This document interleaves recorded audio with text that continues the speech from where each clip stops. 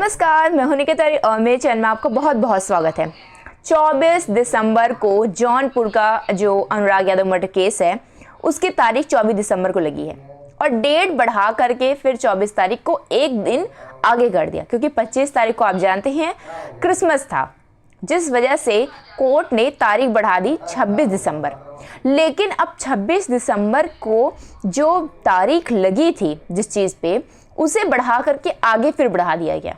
वजह सिर्फ यही कि सबूत होने के बावजूद अनुराग को इंसाफ नहीं मिल पा रहा। उसकी क्या वजह हो सकती है?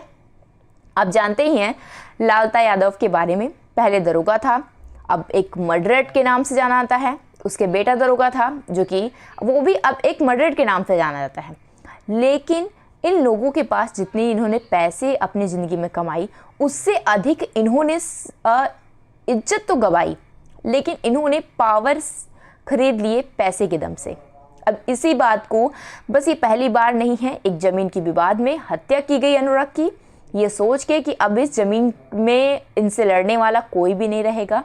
लेकिन अब यहाँ पे बात ये आती है कि जो अनुराग यादव की फैमिली है वो पीछे नहीं हटना चाहती। कौन नहीं चाहता कि अपने बेटे को इंसाफ दिलाए, वो भी ऐसे लोगों से जो लोगों ने अपने ही भाई का हक मार खा के बैठे हैं। जी हाँ, आप सही सुन रहे हैं। लालता अनुराग के साथ नाइंसाफ़ी नहीं करा, उसने सच में अपने भाई के साथ भी नाइंसाफ़ी की है। वो तो खुद अमीरे में जी रहा, लेकिन उसके भाई गरीब में जी रहे हैं। उन्होंने एक टाइम पे बयान दिया था, उसकी बेटी ने और उसके भाई ने, कि ज़मीन हमारा हड़पा, हम आज गरीब में हैं और अपना वो अरीब में ऐश कर रहा है। लेकिन जब इससे भी उसका पेट नहीं भरा, उसे लगा कि कोई कुछ कर ही नहीं सकता मेरा, क्योंकि पुलिस की जो पावर है हमारे पास, उस पावर से तो हम कुछ भी कर सकते हैं। उसका दुरुपयोग करके उसने अनुराग की हत्या की।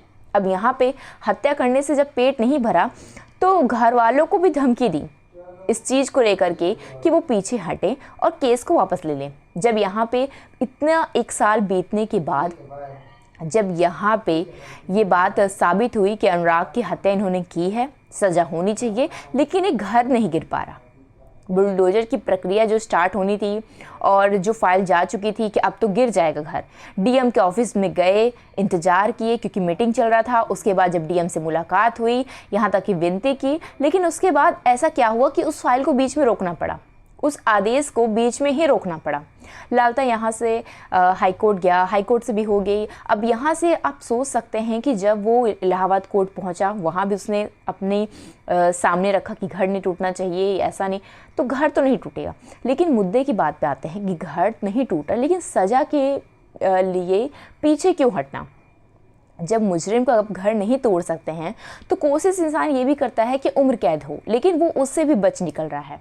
अब यहाँ पर साफ तौर से आप जानते ही हैं कि इस केस को पेंडिंग में ही लगा रहेगा, क्योंकि ये केस ना आगे बढ़ेगा, और बढ़ेगा तो सिर्फ तारीख पे तारीख आएगी, लेकिन इसका इंसाफ नहीं होने वाला। ये साफ क्लियर है कि इस केस में अब कुछ बचा नहीं है। जब तक ये केस में लाइमलाइट रहेगी, वकील भी साथ रहेंगे, जब तक इस केस को लाइमलाइट मिलेगी तब तक ये केस लोगों के नज़र में रहेगा, और जिस दिन इस केस से लाइमलाइट ख़त्म हो जाएगी, ये केस भी बंद ही हो जाएगा। मान के चले सालों साल ये केस लड़ते रहेंगे जब अनुराग के घर में कोई नहीं रहेगा। लालता जैसे कई ऐसे शख्स हैं जो कि आराम से घूम रहे हैं, कई ऐसे नेता हैं जो कांड किए और सज़ा अधिक होने पर बीच में छूट के बाहर निकल आ रहे हैं। लोग जब उनकी मांग करते हैं तो पुलिस प्रशासन ही उस नेता का बचाव करके लोगों को वहाँ से धरना प्रदर्शन करने से रोकती है। बहुत सारी ऐसी खबर हैं जो मैं आपको आगे चल के बताऊँगी।